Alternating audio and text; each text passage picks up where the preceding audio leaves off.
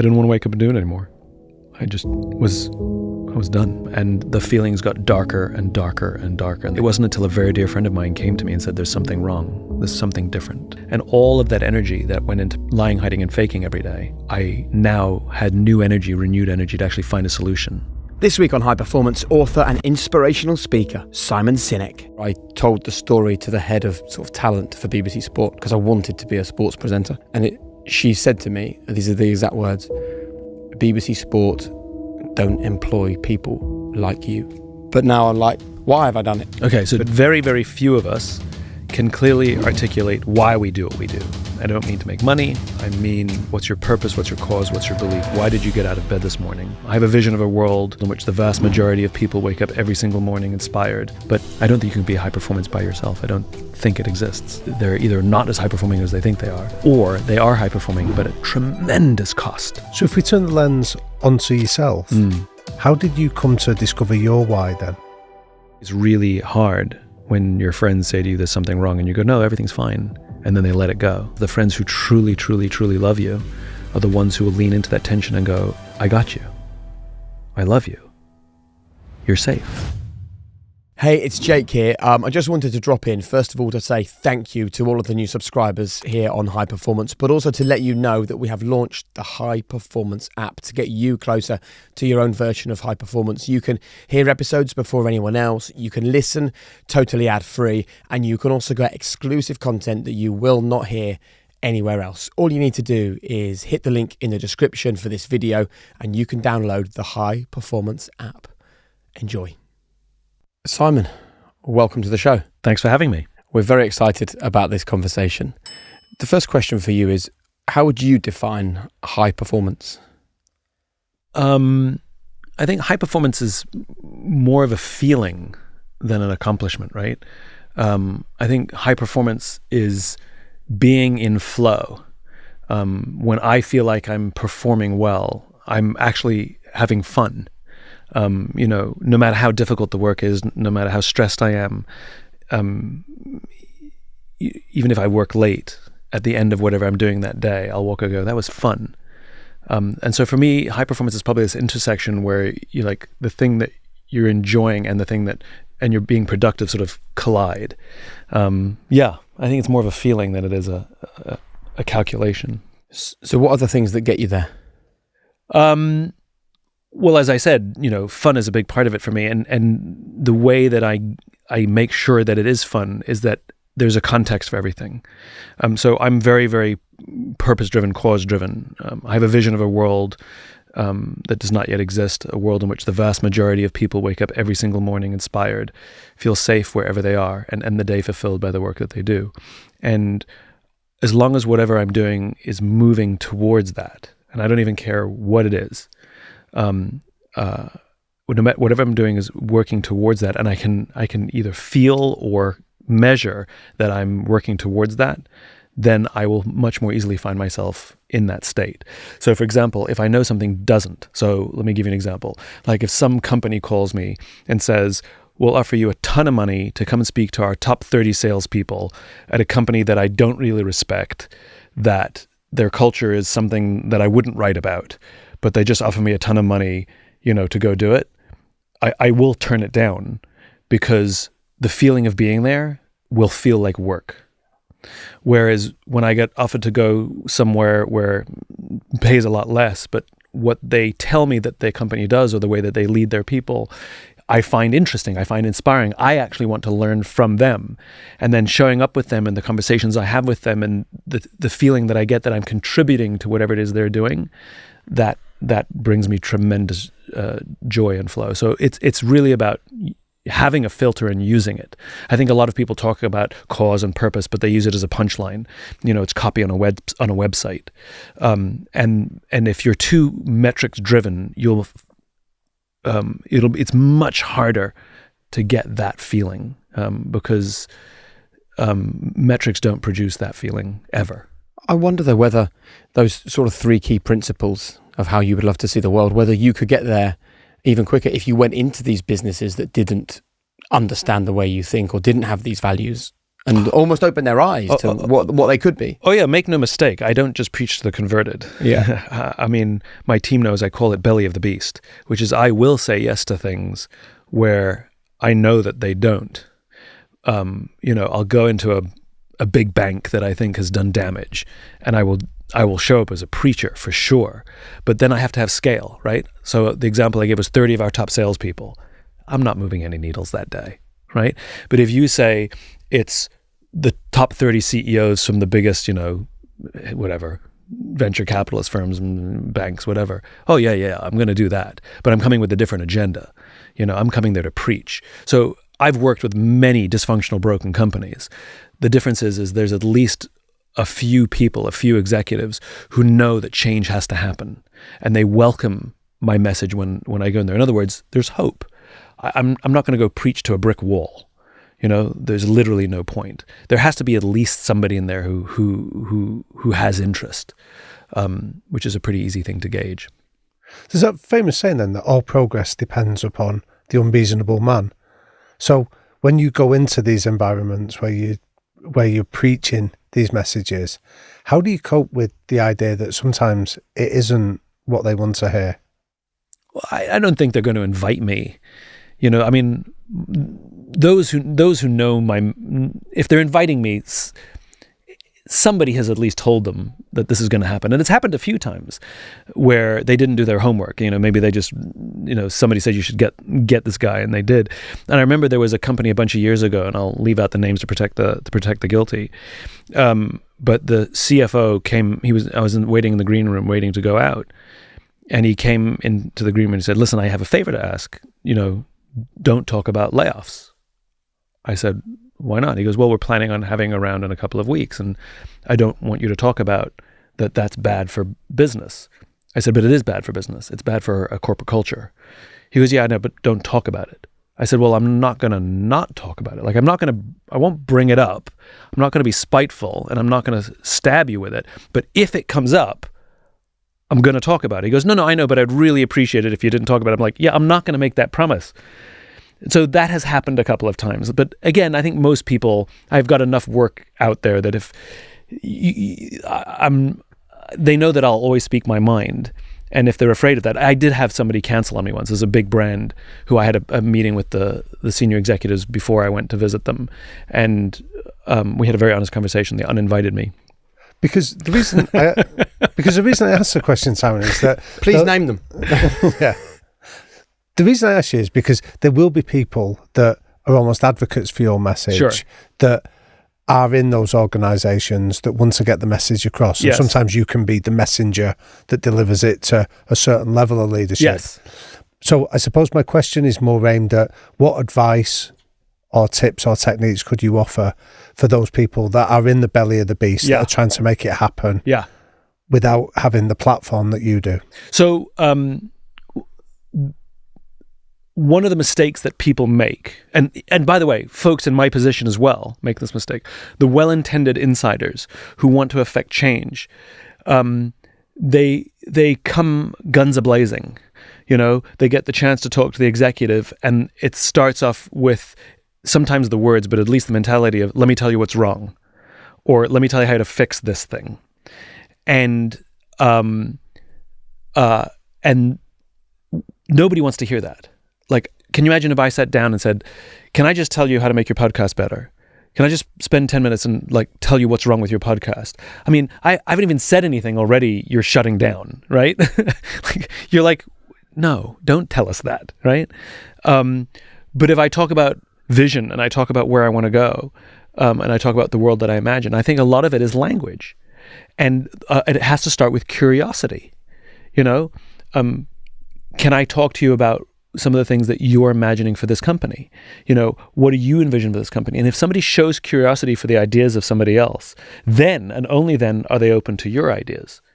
Only if you show interest and give somebody, if you make somebody else feel seen and heard and understood, then they want to return the favor by making you feel seen and heard and understood. So very often, I don't actually think it's the point of view. I think it's the way in which we present the point of view to those in power.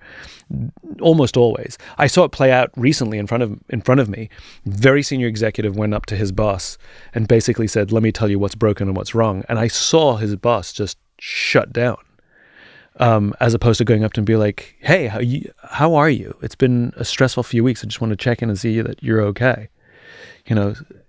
So I pride myself on that. I think that was the coup of Start With Why, to be honest. I'm not the first person to talk about purpose at work, but back when I started talking about the why, if you talked about purpose at work, you were some weirdo hippie, And so talking about purpose at work, you're literally only preaching to the converted, this very small group of people who believed in it.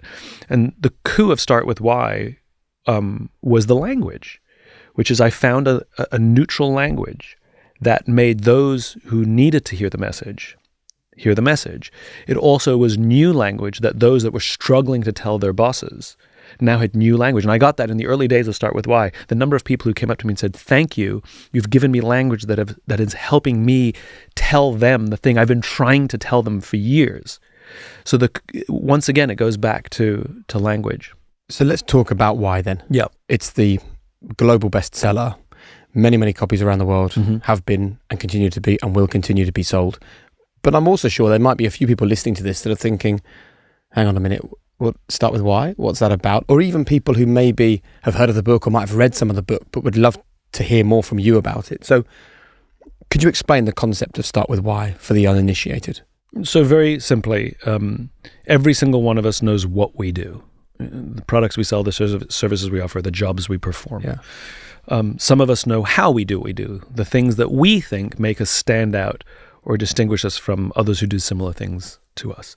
But very, very few of us can clearly articulate why we do what we do. I don't mean to make money.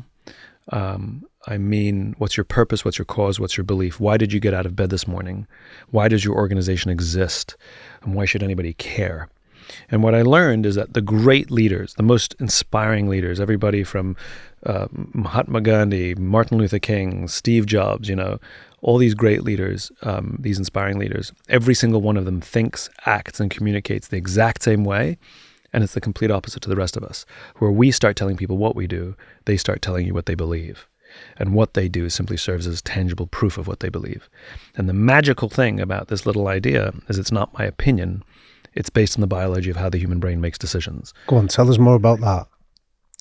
So the human brain, there's a part of the brain called the neocortex, which is our Homo sapien brain. It's the newest part of our brain. It's responsible for all of our rational thoughts and language. It's just not responsible for decisions. This is where the what exists, right? It's very rational, easy to see, tangible. The limbic part of our brain is responsible for all of our feelings, like trust and loyalty. This is where gut decisions come from. It's also responsible for all of our behavior, but it has no capacity for language, which is why it's hard to put feelings into words. This is why we use analogies and metaphors all the time. And so when we start with why, you're actually talking to the decision-making part of the brain. That's why it feels inspiring.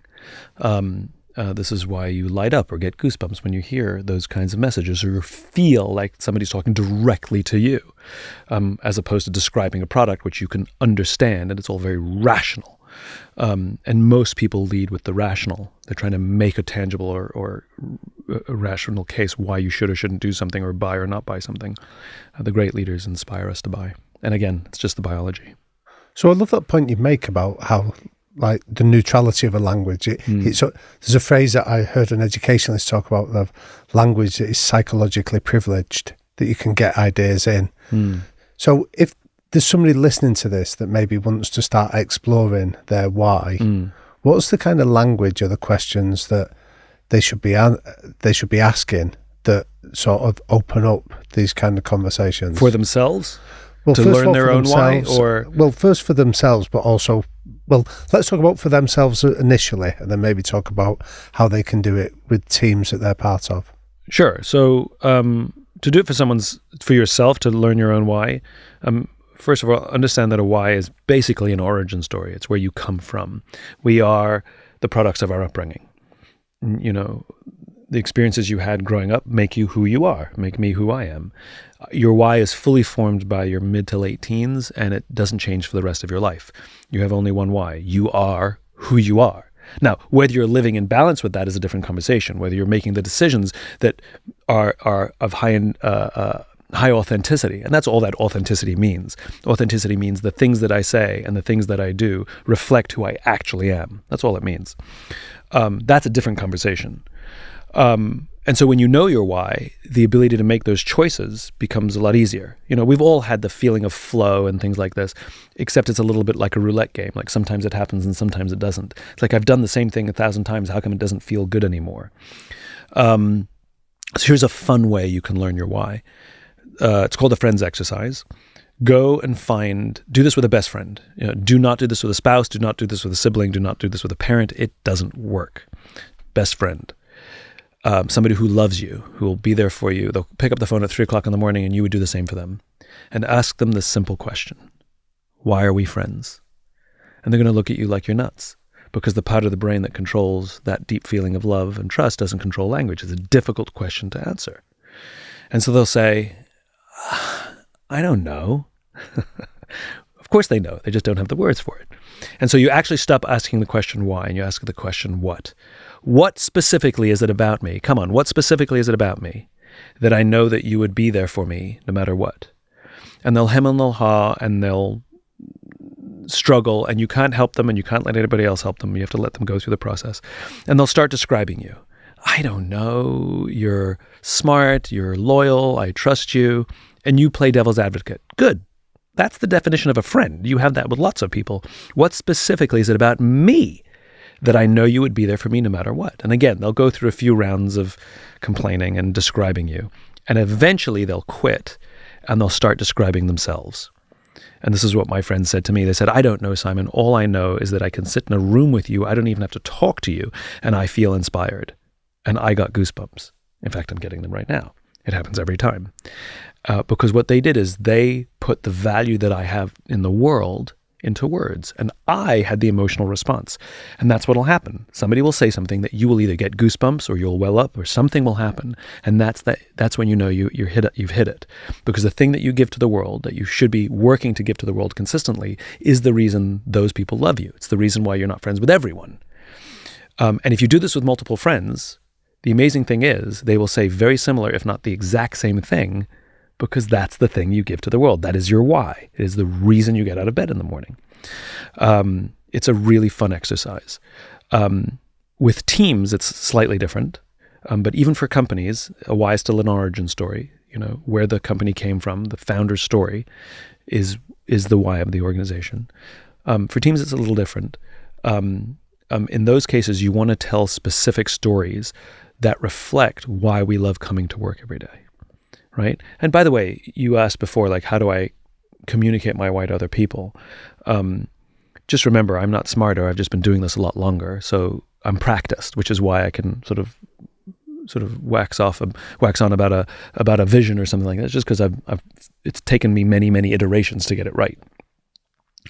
The easiest way to do it is to simply say to somebody, let me tell you why I love working here. Not like, love. You know, like is rational. I like my job. I like the people. I get paid well. I like my job. Love is emotional. It's like, the question is like, do you love your wife? Yes, I like her a lot. You know, it's a different standard, right? Yeah. Right? Love is a higher standard. So when you talk about what you love, it's profoundly different. I'll give you a silly example, actually one that comes from the book, which I haven't thought about in quite a long time. Trying to communicate your ideas to someone, whether it's selling a product, selling yourself in an interview, or just in a meeting with people, just you want people to quote unquote buy your ideas, right? It's the same as dating. I mean, think about it. You sit across a table from somebody and you hope to make the sale. You hope to make the deal, right? That's what you want. So let's make a dating analogy. Let's call him Brian, right? And we send Brian out on a date. And he sits down at the table with this girl that he was set up with. And this is how he starts the date. He goes, I'm incredibly rich. I'm very successful. I'm on TV a lot, which is great because I'm quite good looking. I know a lot of famous people, and I have a beautiful house. You should come by sometime. Now the question is how well did that date go? Instinctively, we all know that was crap, right? But think about how people sell their ideas or how companies sell themselves. It's like we're a very, very successful company. You may have seen our advertising on TV. We're very good at what we do. We have beautiful offices. You should come by and see them sometime. Well, if we know the date was crap, why would we think that would work any better? The answer is it doesn't, right? Now let's send Brian back out again. And this time we'll arm him with his why. And we'll say he doesn't know his why, but he can answer specific questions about love, right? He can give specific examples. So he sits down again and he says, I absolutely love my work.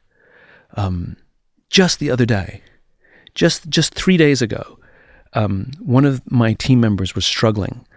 And I had the opportunity to I was walking down the hall and I was late for a meeting, but I thought, you know what? This is more important to me. And I sat down with them and helped them figure out a problem. And then I just went to my meeting and showed up late. And when I explained why I was late, everybody said, yeah, of course, you did the right thing. And I got to tell you, it is the most magical thing in the world to come to work every day in a place where I get to do that and it's so appreciated. And the best thing about it was I made a lot of money because of it, and I got to meet a lot of famous people. I get to go on TV all the time, which is really great because I'm good looking, and I got to buy a beautiful house. You should come by sometime. All the same rational stuff is there, but how different did that feel? Yeah. Right? And so now the rational stuff is the proof, but it's not the reason to buy. So if you can tell a specific story of what you love, and it's a high bar, you have to love it. It's a way to attract people who love the same thing. And the best thing about it is it's a filter. Because there are some people listening to that story and think, that's cheesy. We're not going to do well together in business. So it's a fantastic filter that it attracts the right people and it repels the wrong people. Brilliant. I've got a lot of things running through my head, right? The biggest one is this, this fear that I'm not sure I'm going to be able to find my why. Now, at this point in the conversation, Simon offered to help me find my why. Here's a small example of what we discussed. You had that experience of sitting in the back of the car, your mum probably trying to keep your dad awake. Was there something in particular about this one, or is that just one you found to try and capture the general memory? I think it was because my parents were really busy. So my dad was a charity worker, but also was doing a degree while we were kids. My mum was a full-time teacher. Mm-hmm. So there wasn't loads of, we weren't a family that did loads of stuff, actually. Mum and dad were, they worked, basically. And then the weekends were a list of jobs, Saturday and Sunday. Mm-hmm. And they're still like that even now in their 70s. They just have, you go in the house, they have a list of jobs all the time. Mm-hmm. And I think it was just that was gone, and it was just, we were just together at those moments. So that's why that stands out far more than being at home, really. I wouldn't really pick up on anything. So it's the joy of going on the adventure with the family. Yeah. Or maybe two people who are more adult than you. Yeah. Yeah, kind of like the Formula One example. Yes. Right. So those stories are very, very similar, which wasn't you standing by yourself in the pit lane, right?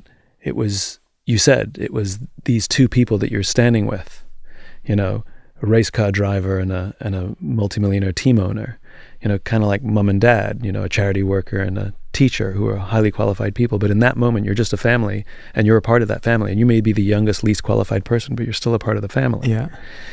And those two are exactly the same story. That incredible sense of oh my God, this is it. I love this.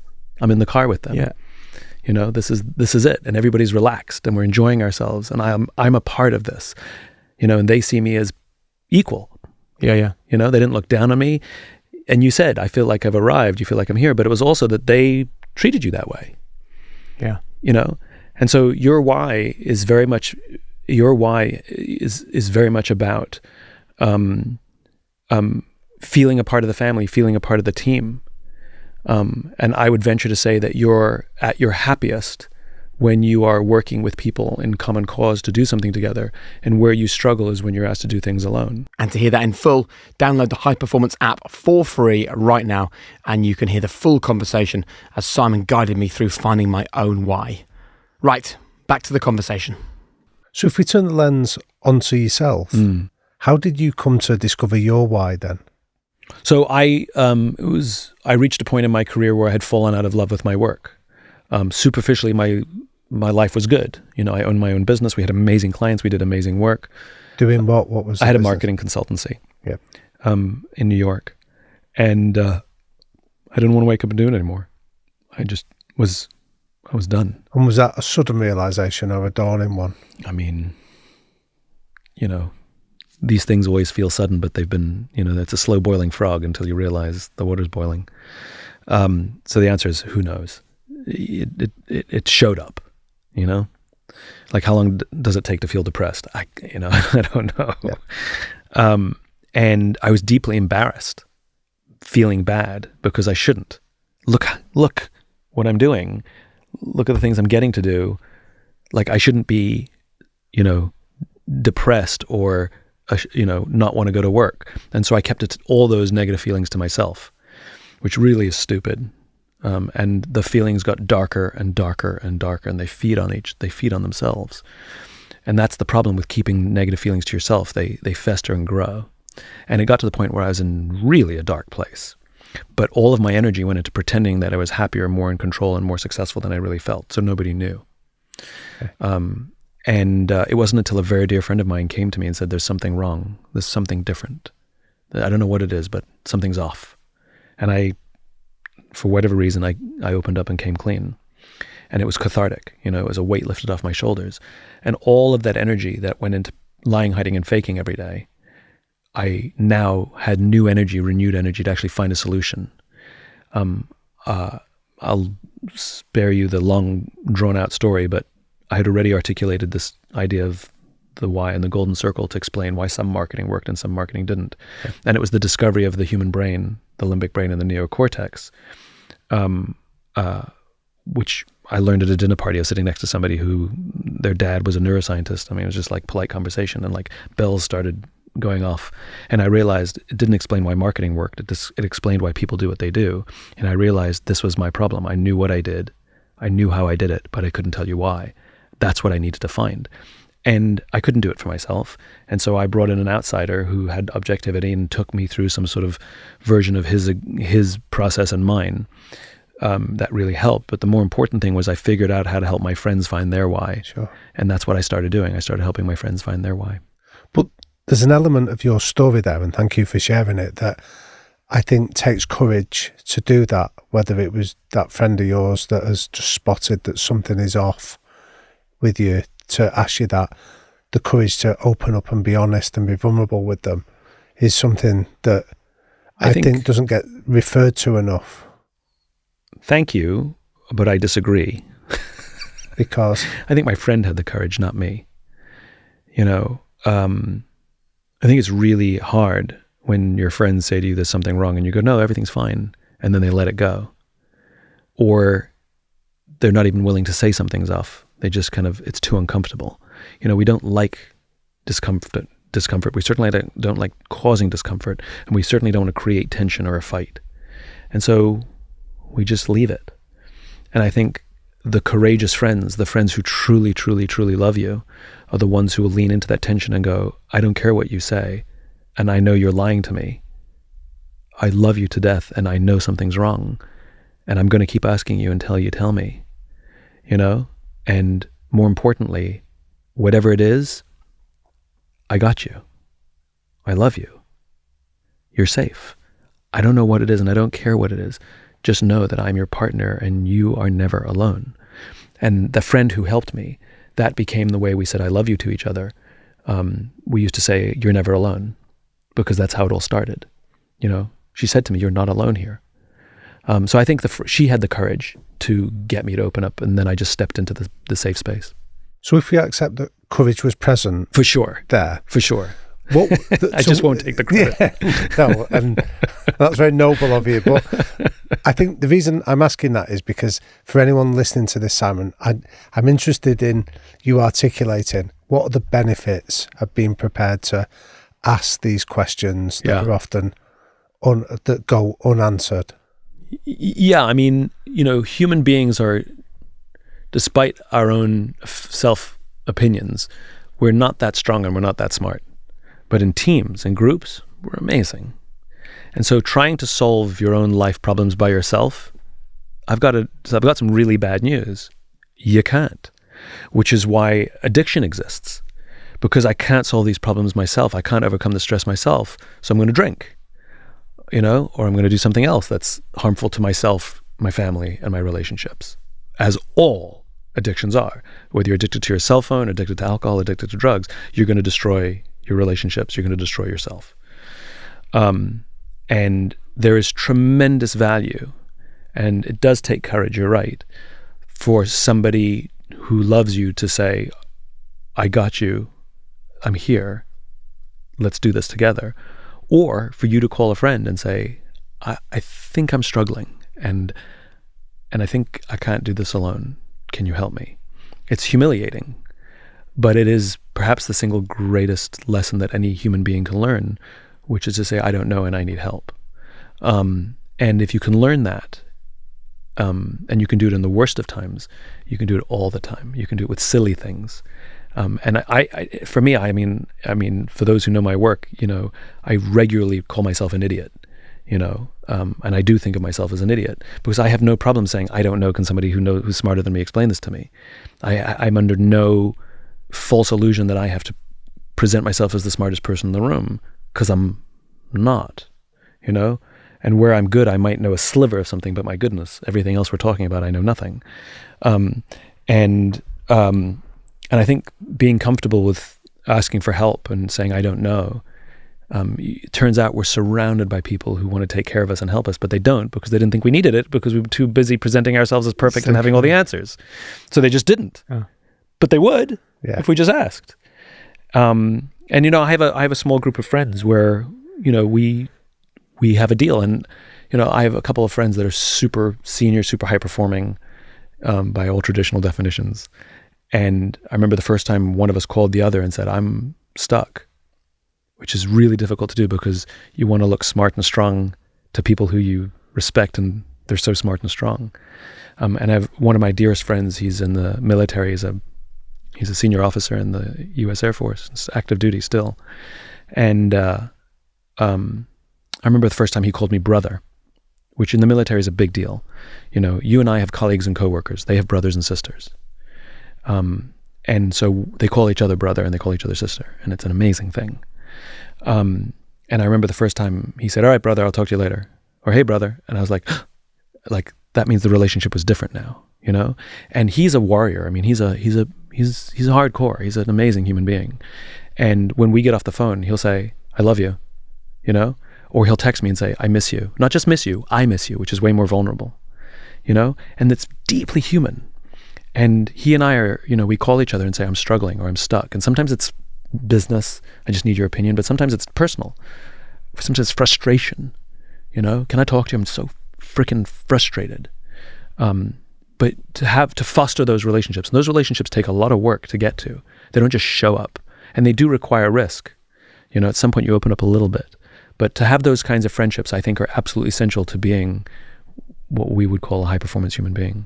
I don't think you can be a high performance by yourself. I don't think it exists.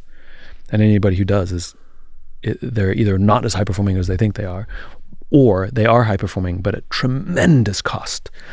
They're lonely. They need pills to start the day. They have other issues. They'll have health issues later in life. I think if you choose to be quote unquote high performing by yourself, it comes at a cost that I think is not worth it.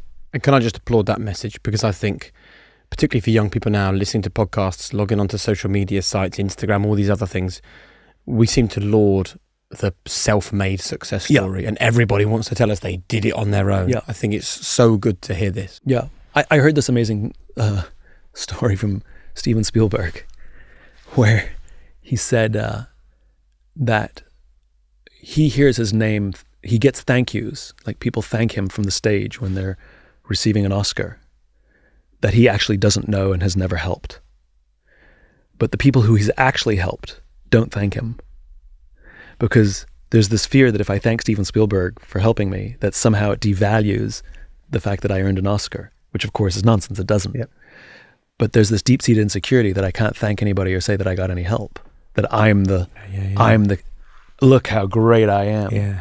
And the reality is not a single person in the world made it without advice from someone, a favor from someone, a door open from someone, advice from someone, a shoulder to cry on from someone, someone to vent to, at the end of a difficult day, anybody. Maybe negative, like even, I don't know, people that cause problems in your life, bullies at school, they're all collaborators. They're all collaborators. Because they've built your resilience, your understanding of human nature. And nothing's a solo journey in this world. And to thank people who really did thank you is, I think, humble. Yeah. Right? And anybody who presents themselves like they're the lone wolf that triumphed and won these awards and achieved this wealth and power and fortune or whatever it is, the joke is, we know you're lying.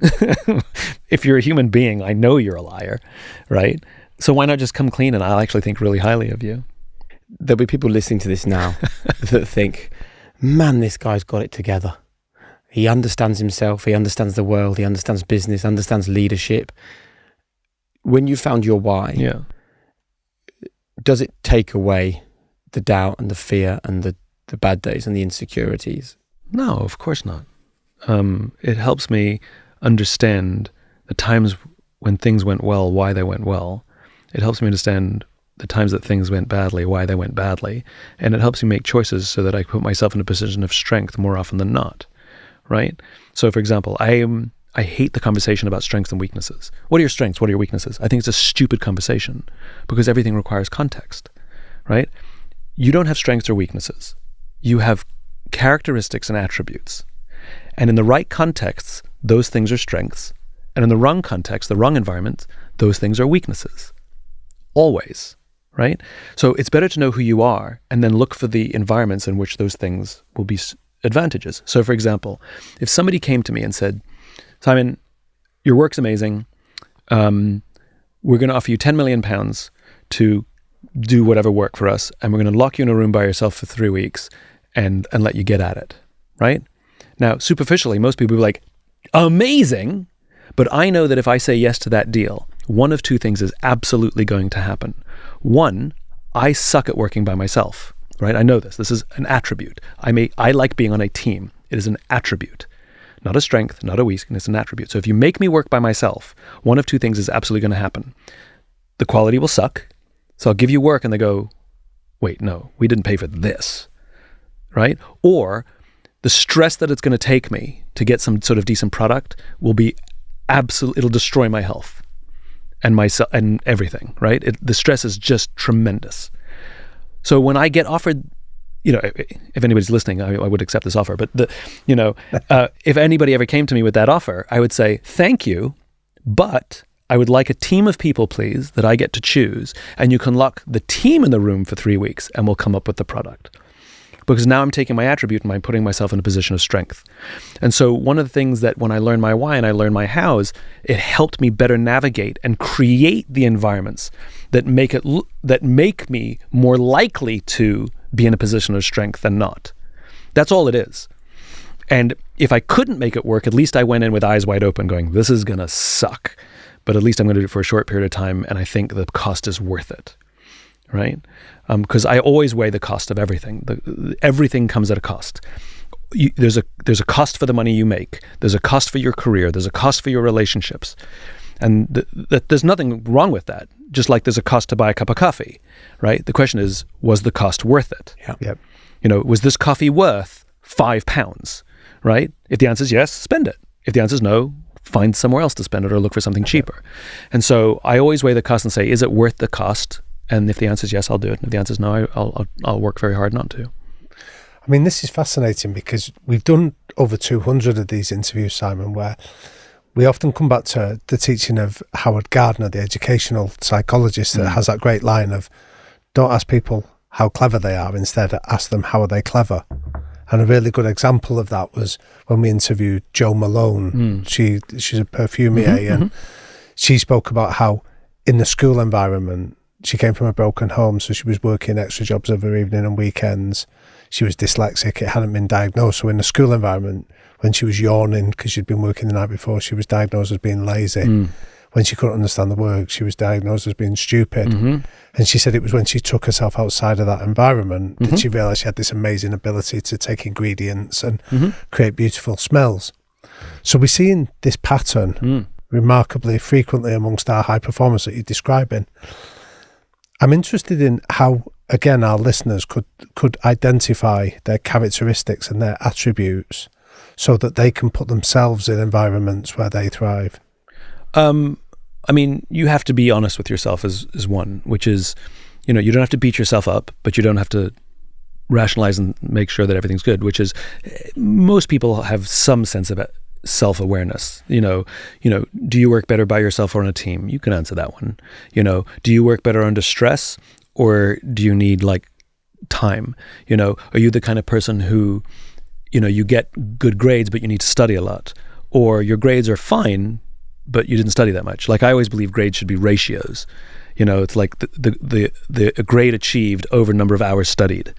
Right. You know? Okay. So if you need a first and you're willing to give someone 50 hours, that's your person. But if you're willing to sacrifice quality a little bit, but you need it done in an hour, I got somebody else for you over here. Not better or worse. Different, right? And I think what we have done is we've falsely assumed that high levels of achievement is the most important. So if you get the top grades, it means you're the smartest in the room. But again, not if it took you 50 hours and I need somebody who can work under pressure. Yeah. Right? So most of us kind of know that. Like, how do you learn? Can you skip class and just do all the reading and you'll do well on the test? Or do you have to go to class because you have to hear it? Like, are you an oral learner or are you a visual learner? You know, how do you take notes? You know, all of these, I think anybody who's a little bit introspective can figure out where they did well. Like, I cannot go and I have ADHD, so reading is pointless to me. Right? In one ear and out the other. I mean, it's like, it's literally pointless. And so I still have to pass school. And so I'm a great believer that the solutions we find to the struggles we have as children become our strengths as adults. So I'm at school with ADHD. I can't read. I mean, I can physically read. I just don't comprehend. And had it been diagnosed? No. I didn't get diagnosed until an adult. And so many similar things, you know, hyperactive kid who was accused of being selfish or didn't care about people because I was absent-minded. I forgot a lot of things that I was supposed to remember. And if you believe a lot of that stuff, it'll destroy your self-worth.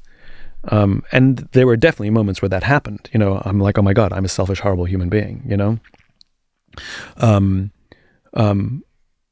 But thank goodness it wasn't diagnosed, because even though there were difficulties that came with it and there was definitely struggle, the hacks that I figured out because I had to pass school was I had to go to class, couldn't skip class. I needed really good teachers who were good at explaining things. I couldn't have them teach from a book because I had to enjoy myself in class. I had to go after class and talk to the teacher because the conversation helped me learn, and then I did fine, you know? And so I got really good at asking questions, and I got really good at listening. Well, look what I do for a living, right? So all of those skills were formed. And so why am I good at connecting patterns like I did with you with just a couple of examples? Well, that comes from my childhood because I had to pass the test. So I needed to get as much information from as short a period of time as I could because I got to figure this stuff out. Like, doesn't make me smarter. It just means I figured out a life hack. And I think, you know, in this modern day and age, we're so afraid of our kids being in positions of discomfort that we're removing all the struggle. You know, we're putting them on big pillows and saying, let me make this as easy as possible for you. Now, of course, every parent wants to make life easy. But if you talk to the quote unquote high-performing people in the world, I mean, there's that very famous story about Richard Branson, you know, where his mum would drop him off 3 miles from home and say, see you at home. And he'd have to figure out how to get home. And she would always tell the funny story how this, whatever it was, you know, a half an hour, 20-minute walk would take him 3 hours because he kept stopping to like look at all the flowers and look at all the bugs. And now you understand a guy with a tremendous ability to solve problems and with insatiable curiosity. Well, duh, you know, like go look at how he was raised. And you talked about it in the bully at school, like, you know, adversity is the best teacher in the world. And if we over coddle and oversimplify and then we're not allowing people to learn who they are, what they're made of. And I'm not just talking grit. That's too obvious. I'm literally mean like the thing that makes you you. Yeah. And every single one of us, you talk to anybody who's what the world would consider high performing, assuming that they're healthy, they all overcame something. Every one of them. Elon Musk was horribly bullied, there's lots and lots of stories of ADHD and dyslexia and, tons of those in the entrepreneurial world especially. We've had many on this podcast, people who've suffered huge physical injuries or childhood traumas, and this sort of sense of, post-traumatic growth is very common in the conversations that we have. And again, that's perspective, right? Yeah. Everyone will go through stress. Everyone will go through trauma, 100%. And trauma will have side effects. But it also, I believe the world is balanced. I believe the world is always balanced. Yes, there are costs, but there's also benefits. And so if you go through trauma, yes, there will be costs and there's also benefits. Go back and look at COVID and say, when people talk about lockdown and, this is what happened and how awful it was, and this is what, now ask yourself, and what was good? And I bet you can come up with an equal number because it's always balanced. Yeah. The question is, are you looking for it? And, I guess maybe because of, just natural disposition or just learned, who knows, but my natural disposition is to look for the benefits. I acknowledge the costs, but I look for the benefits. Can we please talk about leadership? You reeled off a few names about half an hour ago. Why were those names in your mind? Why are those considered good leaders by you? All of them outlived their own lives. Meaning that we've forgotten a lot of the people who may have accomplished great things along the way, but for some reason we remember them. And they weren't the only ones doing it. They weren't the ones leading their organizations or their movements. They certainly weren't the first, but there was something about them that sort of inspired people to believe in something bigger than themselves. I mean, when Steve Jobs dies, here's a multi-billionaire who lives a lifestyle that none of us can relate to. And we laid flowers at an apple shop after he died. What? Right? That's ridiculous. But the only reason we did that is because for some reason we connected with what he stood for. He made a certain group of people feel seen and heard in a way that others didn't. And the fact that he ran a tech company, that was what he did. But why he did it was something quite different. There's a reason why young people and creative people are attracted to that, because he was a rebel. He was an iconoclast. He stood against the status quo. He and Steve Wozniak. And that's what creative people and young people like to do. Yeah. It's not an accident. So yeah, all of them outlived their, sort of lived lives that lived on beyond them. Yeah. So how can we? And by the way, just as an aside, every one of us has a deceased grandparent, a friend who has passed, who we continue to invoke their names to this day. Yeah. And so you don't have to have led a big company or a social movement to have had an impact on people's lives where they will literally tell your story and carry your name for the rest of your life. My grandfather was extremely important to me. And his name shows up in funny places. I use his name as passwords and, things like that. So why was he so significant for you then? So he was completely unique. I mean, he was a complete weirdo, and he sort of, very few people got him, but I saw a side of him, and he sort of opened up to me in a way that he didn't open up to other people. And he basically showed me that you have permission to be your own weirdo self, even if other people won't get you. How did he do that? He just didn't give a shit what people thought about him. He just cared zero. I remember I was a little kid and there was a politician on TV saying something or other. And my grandfather just we were watching the news, and my grandfather goes, "I'm not voting for him." And I said, "You don't like his policies?" And my grandfather says, "I don't like his hair." I said, "You can't not vote for somebody because you don't like their hair." And he said, "I can not vote for somebody for any reason I want."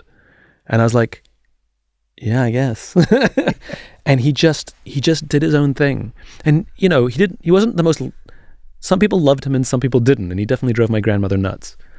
But he just did it his way. Do you care what people think of you? I care. So I made a deal with myself a long time ago that if somebody doesn't like me, because basically, if you want to achieve anything in this world, you have to get used to the idea that not everybody's going to like you. Like, you just have to get used to that. And if you want everybody to like you, and that's inconsistent with making an impact of any sorts, it just doesn't work that way. But I made a deal with myself that if people didn't like me because they disagreed with me, I was okay with that. And if people didn't like me because they were intimidated by something I said or did, or I was okay with that. But if somebody that I respected didn't like me, I have a problem. And that I have to take accountability for, and I'm doing something wrong. And that's sort of the deal I made with myself. And so that goes to this day, you know, like, so if I have friends who won't read the reviews of their books, or won't read them, and I go read them because I find it, because if they're helpful, I want to know. Yeah. So if there's a critical review that explains in a really neat, nicely organized way that where one of the things I wrote faltered or didn't work, I actually like, yeah, that's a good point. That's a good point they're making. I'll take that one, you know. Whereas somebody just calls me an idiot or a Neanderthal, like somebody literally called me an Neanderthal. I'm like, what am I supposed to do with that? Like, this is the worst book I've ever read. I'm like, okay, compared to what? Like, I don't know. That's not helpful to me. Give me something helpful, you know. So bad reviews or bad criticism, like, again, if it's helpful, I really welcome it. But if you're just throwing stones, I actually don't know what to do with it. Yeah. So tell us the best piece of feedback you've had then, if we talk about you as a writer, so we get specific. Because your work is invoked and will outlive you. Yeah. You know, the impact is significant across the globe. So I'm interested, how did you get there, and what was the best piece of feedback that's allowed you to be able to write so succinctly and powerfully?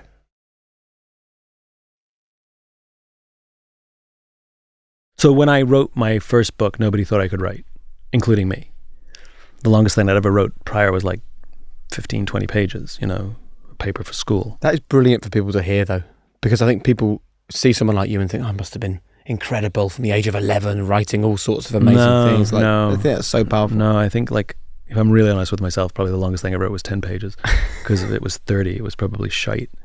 So where did the courage come from then to even begin, or to think, I'm going to write a book? It's not really courage. It's I had this idea, and a friend of mine said, you should really write this down. And I was like, oh, okay, you know, and somebody made an introduction and again, when I say somebody, it's not because I was well connected. It's because I believed in starting with why, and I was really good at it. And I believed in the law of diffusion of innovations, which is I only talk to early adopters. And so the right people always made introductions for me. I was dogged about only talking to early adopters. So I basically, my blueprint for actually how my career went and how I built Start With Why is written in Start With Why. Like, that is literally what I did. Right. And I didn't have advertising or PR firms. I didn't game the algorithms. I didn't drive any numbers I didn't have friends write fake reviews. Like, did none of that. All the tricks of the trade, I didn't do any of them. I followed, that book is my blueprint. I just wrote what I did. And so somebody introduced me to one of the great business publishers, and I had a 29-minute meeting with him, and 3 days later they offered me a book deal. He just took a risk on me. Again, starting with why, you connect with the right people. For some reason, they take risks. Yeah. They don't know why either, you know? And then they told me I should get a writer. And so my agent at the time introduced me to a guy he knew and said, this is the perfect writer for you. And I went out to Portland to meet him, and I brought the contract. And these contracts always say, you know, whatever the numbers are, 25% up front, 25% upon delivery, whatever they are, you know, 50% up front, whatever it is. And the way that really works in practice is you sign the paper, and like freaking 3 months later, they send you a check, right? Yeah. And I went, you know, I'm a nobody. I got no following. I got no nothing. But it said upon signing 50%. So we signed the contract ceremonially at his house in Portland. This was going to be our weekend to work together, and I handed him a check for the first half. And the first thing we did was get in his car and drive to the bank to cash it, which was a little weird, you know. And then he kept trying to challenge my ideas and change my ideas, and I was like, oh my God, this guy wants to write his own book, not help me write my book. And he was very difficult and sort of kept shooting down my ideas.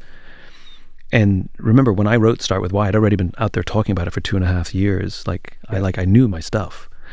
And I went back to my hotel room that night, and I'm like, this is not going to work.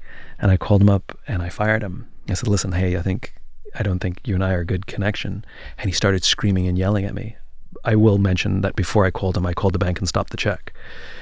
Of course. Yeah. And I told him that. I said, just so you know, I've stopped the check, and he started screaming, yelling at me and threatening to sue me and all of this stuff.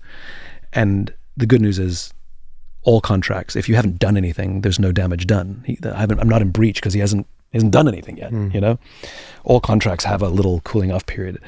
And so I explained to him, I'm like, your threat, the way you're responding, you're just made life a lot easier for me. You've reinforced my decision. If you were a gentleman about it, I'd really start questioning if I'd made the right choice here. So thank you for that. Yeah.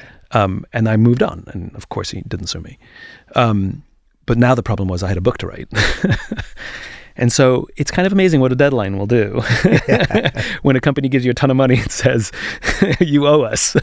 And I started writing, but I started writing the way I speak. And so the book is very conversational. It's a very easy book to read. Yep. I don't use big words because then I'm not trying to make myself look or sound smart. I'm really just trying to, and because I have ADHD, I don't like reading books, and I actually don't read a lot of, everybody thinks I'm really well read. And I like to joke that I've actually written more books than I've read, which is true.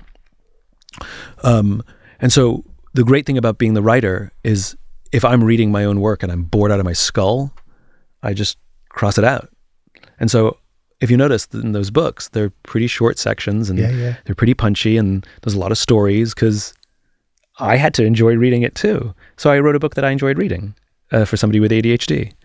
There's no simple answer to your question, but I didn't try and write to a standard of other people. Yep. I tried to write a book that I wanted to read, and it turns out it's a really nice, simple, sweet little book, which is what I like. But then as you've gone on and done your other successful books, you must have had feedback that then people then, it's that old saying, isn't it, that failure is often born an orphan, but success has got many fathers. Yeah. So lots of people then must want to offer an insight or a comment or a critique. I don't show my work to anybody except about one person. Who's that? So my friend Jen Hallam, she's been with me for years. I did have somebody help me write and research named Laurie Flynn for Start With Why. And she was in New York Times because I realized I didn't want a writer. I needed a journalist because I needed help with the research. And she would write a couple of the sections like as a journalist, and I would go write it as a but I wrote 80% of Start With Why. I wrote 90% of Leaders Eat Last, and I wrote 100% of Infinite Game. But Jen was with me for Leaders Eat Last and Infinite Game, and I've just known her for years. She doesn't work for the publisher. She actually is not an editor by trade. She just happens to be a brilliant editor and my dear friend. And she just calls shit all the time on stuff I'm writing and says it doesn't make sense. She's the only person I trust. So I don't do any of my stuff alone ever. But I work with the people that I want to work with, and it's usually one person. I don't give my manuscript to 10 people and say, what do you think? So tell us about Jen then, in terms of, because that really intrigued me, that relationship of, like, you spoke about that small word with big implications of trust. Yeah. What one piece of feedback has she offered you, Simon, where you've gone, wow, that's an insight, or that's incredibly valuable? Jen has a mind like it's the most incredible mind. It's really funny because I think it's okay if I say this. She is diagnosed with OCD. Not like, oh, I'm obsessive. Like, no, she's diagnosed. Like, she has OCD. She takes her meds. I have ADHD. I sometimes take my meds, and we are total opposite. Like the things that relax her freak me out, and things that relax me freak her out. It's kind of really funny. And she is fastidious for logic, and I'm really good at the big ideas. And so she will track the logic of an idea from the beginning to the middle to the end of the book, where by the end I've forgotten what it says at the beginning. And so her ability to keep track of everything and make sure that I haven't abandoned the logic from beginning to end is, I couldn't do that without her, because I can't remember 250 pages. She can. It freaks me out. She sounds very useful because she brings that incredible skill to your writing. Yeah. But how do you choose the people around you? Like, how do you choose the people that you let in? Because you will live a life, you're very well known. There'll be many people who want to be, I'll be friends with Simon. I can talk about my why every day. I imagine that's very attractive to a lot of people. So how do you choose the people in your circle? I mean, I don't think it's particularly unique, and I don't think it's any different than anybody else. Like, how do you choose your friends? How do you choose your friends? I make friends like anybody else. You meet somebody, sometimes you're introduced to them, sometimes you meet them somewhere, you get along, you have a nice conversation, you sort of like each other, you go out once, you like each other again, or you don't, and you never talk to each other again.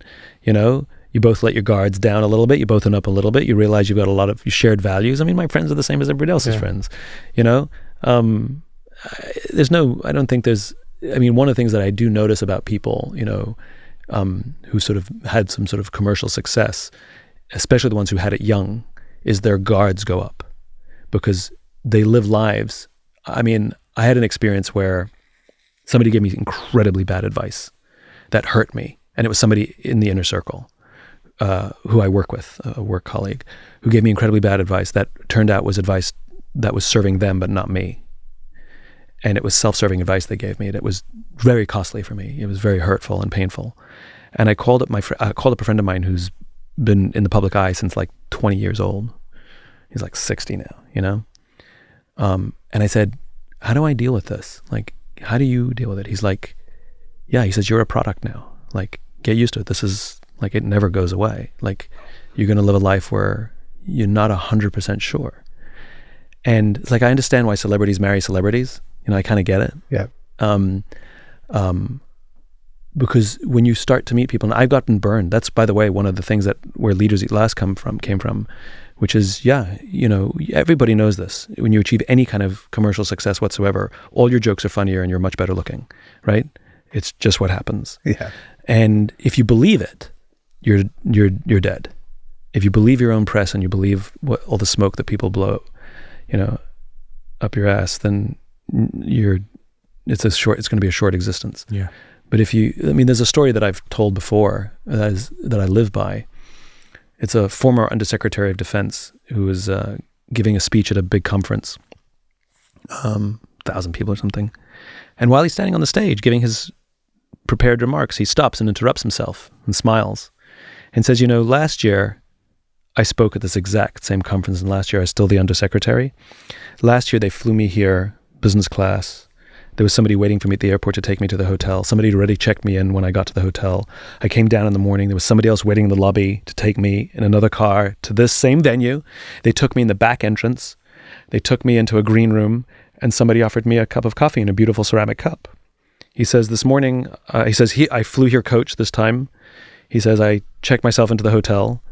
This morning I came down and I took a taxi to the same venue. I came in the front door. I find my way backstage. And when I said to somebody, do you have any coffee?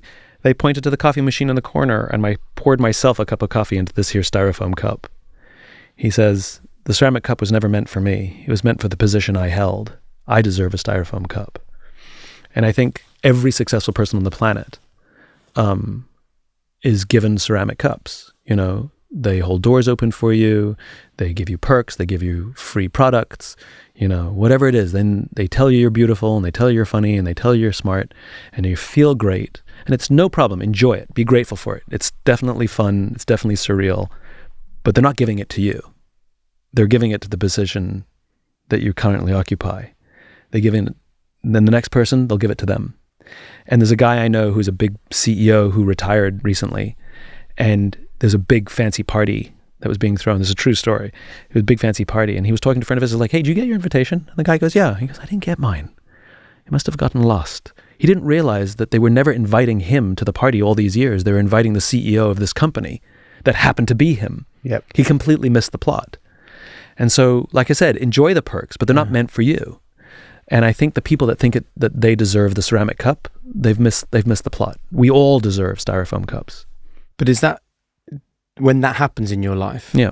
does knowing your why become ever more important because it's something to keep you grounded and keep you coming back to There's a combination of things. I think definitely knowing your why is a part of it. Definitely surrounding yourself with people who tell you you're an idiot is important. My sister is the first person to be like, get over yourself, Sure. Yeah. I mean, I can't get away with anything, which is correct, she's known me her whole life. I'm older, so I've got a couple of years on her.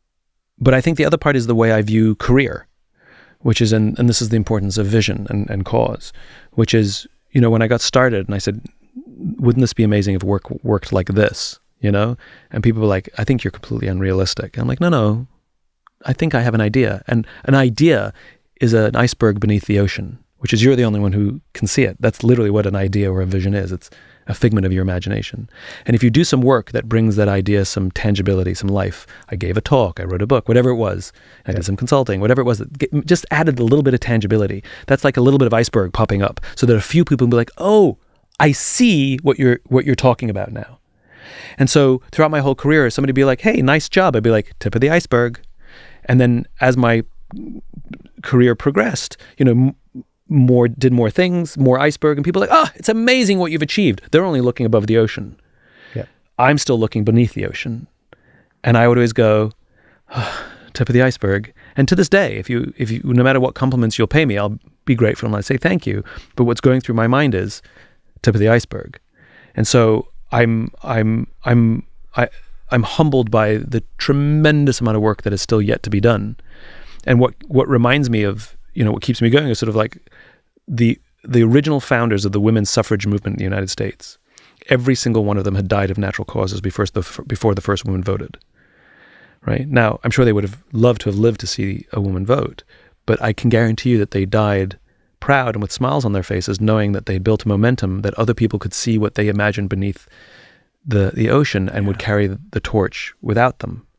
And that's sort of what I live for. I live for the desire to spread a message in a way that I can die with confidence that other people will carry the torch without me. And, I look at somebody like Oprah, and as remarkable as she is, and she put her face on every cover of every magazine. The magazine is named after her. Her everything is named after her, and she's on. And if she dies, it dies. Yeah. I mean, a remarkable human being who's done remarkable good in the world, but it's her. Yeah. And I've worked very hard to make it not about me. We changed our company from, to the optimism company. And, we remind our team that, they're optimists. That's what they are. That we call our team optimists. And like, I every year, I don't think we're 100% there yet, but every year the goal is that if I were to get hit by a bus, I can say with pride that the work will continue. Because it has to, because it must, because the vision is bigger than all of us. It's wouldn't say that's an optimistic way to finish, talking about getting hit by a bus. But I think it is a brilliant optimistic way to finish. Yes, to know that the momentum will carry correct. Without me, it's great. I love that. And it will. We could talk for hours. Would you come back sometime? I'd be honoured. Thank you. It was really interesting. Thank you. Before we let you go, though, we have a few quick fire questions we'd like to run by you. Okay. Chocolate. Oh, sorry, you haven't started yet. It's the correct answer. Off you go. The 3 non-negotiable behaviours that you and the people around you should buy into. Integrity. Honor. Not the same thing. Explain that one, sorry. When sure. you say honour. So honor is a word that still exists in the military that seems to have fallen away in polite society. Chivalry is gone. There was a time where your word was it. And you wouldn't violate your word, because then if people knew that you violated your word, no one would want to do business with you. Right? Like, it really, honor mattered. I love that. And I'll give you an example. For me, what honor has nothing to do with reliability or intelligence or even honesty. You can have people who are honest and reliable and dishonorable. Honest and reliable, but dishonorable. Dishonor for me, or honor, is doing something that's dishonorable, is taking advantage of somebody else's bad situation for personal gain. That's dishonorable. And if you're willing to put aside your own interests, ego, ambition, because somebody else is struggling, then that to me is honorable. And this happens all the time. Like when a company is struggling, that an employee walks into their boss and say, I want my raise now. Like, now? That's when you're going to ask? Because somebody told you have leverage or you have the cards? It's dishonorable. I want them out. I don't care how much more I'm going to have to suffer. I want them out. Whereas if they knuckle down and help us get through the really, really hard times and then come and say, listen, I was there with you through all the hard times, I'd really think I'd like a little more. I'd be like, yeah, cool, let's have that conversation. But doing it when someone is struggling, I think is dishonorable. So for me, honor is really big. So integrity, doing the right thing, high ethical standards, honor, and I think willingness to take yourself on is the third one. It's very difficult being a human being. Cats don't have to work very hard to be cats, but humans have to work very hard to be humans. And the people who are on my team, every new team member, when they join our team, I like how this was supposed to be quick fire. Every new member of our team gets a phone call from me and says, A, you're part of something bigger than yourself. Always remember that. And B, I have one expectation of you. Whether you stay with this company for a short term or a long term, I expect you to leave here a better version of yourself than when you started. I expect you to take yourself on. We'll give you some of that education, and some of it I expect you to seek out by yourself. But you got to take yourself on. And I think that's a non-negotiable. If you could go back to one moment in your life, what would it be and why? It's a very difficult question, because I think now is the best time to be. I'm grateful for all the experiences I had, good and bad, throughout my life, but I don't really want to go and relive any of them. So I don't actually know how to answer the question. If you could give one piece of advice to a young Simon, what would you say? You don't have to know every answer, and you don't have to pretend you do. I wish I learned that lesson earlier. I bet. What's the most valuable piece of advice you've ever received? The